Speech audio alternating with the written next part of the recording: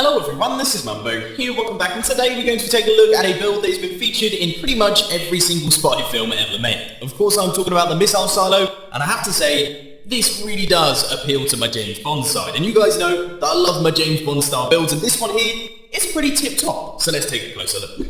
Now I feel like I should point out at the beginning of this episode that I don't actually have any missiles on the inside of my silo.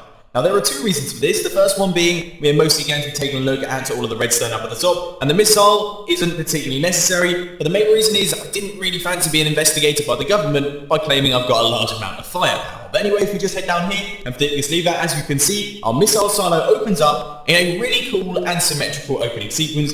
All of the blocks are retracted away and we are left with this little open area. Then if we head back over here and flick the lever once again, you can see it all closes back together, knitting in, creating that flat surface. Of course, we've managed to achieve all of this by using slime blocks. Now, slime blocks really do have their pros and cons. One of the main pros of slime blocks is, of course, all of the blocks stick together, and that means you can retract a large area without using too many pistons, storage systems, or any complicated piston mechanics. But the cons of slime blocks are relatively simple. As you can see, we've got a large number of movable objects around here, and most importantly, slime blocks aren't the prettiest blocks in the world. So the main mechanic that we've used to make all of this work is the Slimeblock triple piston extender. If you haven't heard of one of these before, then you're in for a treat because this has helped me out more times than I can count. Essentially, it uses the fact that slime blocks pull and push blocks to create a very simple triple piston extender. So for example, if we flick this lever here, you can see this piston extends, pushing out all of these slime blocks, but it also brings these pistons with it because they are attached to all of the slime blocks. Now this piston moves on top of this block, which would then power, extending it, pulling this piston forwards and all of the slime blocks in front of it, and then if we flick this lever you can see we've got a full triple piston extension and all of our slime blocks and blocks are in the correct place.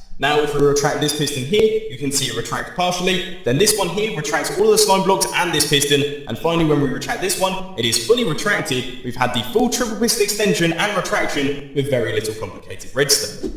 Sadly, I'm not going to be doing a tutorial on this design simply because I can't imagine that many of you want to build it in your survival Minecraft worlds. However, if you do want to take a closer look at the build itself, then as always there is a world download down in the description. You can check out for yourselves, chuck it into Minecraft World Saves folder and have a little bit of fun. But anyway, ladies and gentlemen, that is all I've got time for today. I hope you enjoyed this video. If you did, please be sure to hit that like button, and if you really loved it, then make sure to subscribe. But thanks for watching guys, this has been Mumbo, and I'm out. I'll see you later.